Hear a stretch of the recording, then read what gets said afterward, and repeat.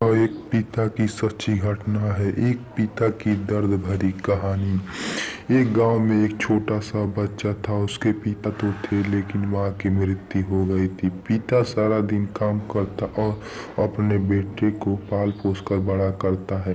वह सारे सुख अपने बेटे को देता है जो एक माँ दे सकती है। उस पिता ने कभी कुछ नहीं मांगा, सिर्फ इतना ही मांगा कि मेरे बेटे को परेशानी ना हो। दिन बीतते गए, बेटा पढ़ लिख कर अच्छा जॉब करने लगता है, शहर में रहने लगता है। कुछ दिन बाद वह अपने पिता से मिलने आता है और कहता है कि पापा, मुझे पैसों की ज़रूरत है। मैं चाहता हूँ कि शहर में ही ज़मीन लेकर अपना घर बना लूँ। इस बात को सुनकर खुश होते हैं। सोचते हैं कि मेरा बेटा है, एक ना एक दिन नाम करेगा।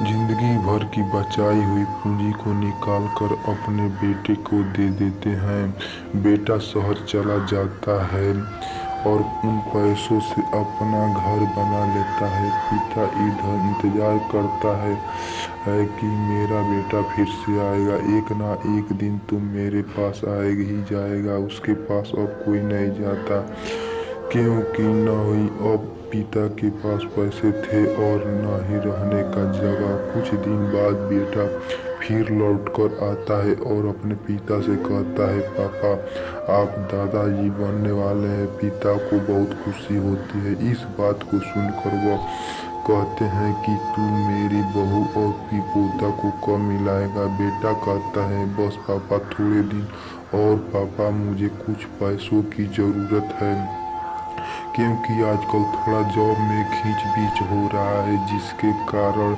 मुझे कुछ दिन के लिए सस्पेंड कर दिया गया है। एक पिता के पास कुछ नहीं रहता देने के लिए, लेकिन फिर भी कहता है, अच्छा बेटा तू रुक, मैं अभी आया कुछ पैसों का बंदोबस्त करके।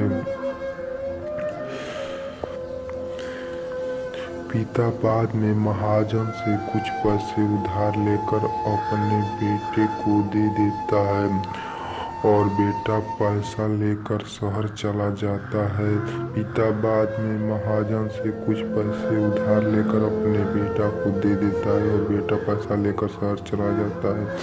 वर्षों गुजर जाते हैं। पिता सोचते हैं कि मैं अब दादाजी बन गया हूँगा, मेरा बेटा पता नहीं मेरे नाती को लेकर कब आएगा। फिर सोचते हैं समय नहीं मिलता होगा, इसलिए मेरा बेटा अभी तक नहीं आया, नहीं वरना आया जरूर होता। तब तक महाजन 2-3 आदमी को लेकर उसके पिता के घर पर आता है और कहता है कि आप वादे के मुताबिक पूरे 3 महीने बाद आया, आपने पैसे ले जाने। पिता कहते हैं, मेरे पास पैसे नहीं है देने के लिए। महाजन कहता है, जब पैसे देने नहीं थे तो आपने मुझसे उधार क्यों लिया। तभी पिता कहता है, ठीक है रुको, मैं तुम्हारे पैसों का बंदोबस्त करके आता हूँ। और वहाँ के नज़दीकी अस्पताल में चले जाते हैं। वहाँ से जाकर अपना ब्लड डोनेट करते हैं और अपनी एक किडनी बेच देते हैं और उस महाजन का कर्ज छुड़ा कर देते हैं। किडनी बेचने के बाद उनकी स्थिति और ख़राब हो जाती है और वह उस राज में ही होते हैं कि मेरा बेटा एक दिन जरूर आएगा। इस आस में जीते जीते एक दिन पिता की मृत्यु हो जाती है, परंतु उस बेटे को अपने माता पिता को आग देने भी नसीब नहीं होता है। आपको यह कहानी कैसी लगी कमेंट करके हमें ज़रूर बताइएगा। अगर आपको यह कहानी पसंद आई तो अपने दोस्तों के साथ ज़रूर शेयर करिएगा और ऐसा हमारी कहानी सुनने के लिए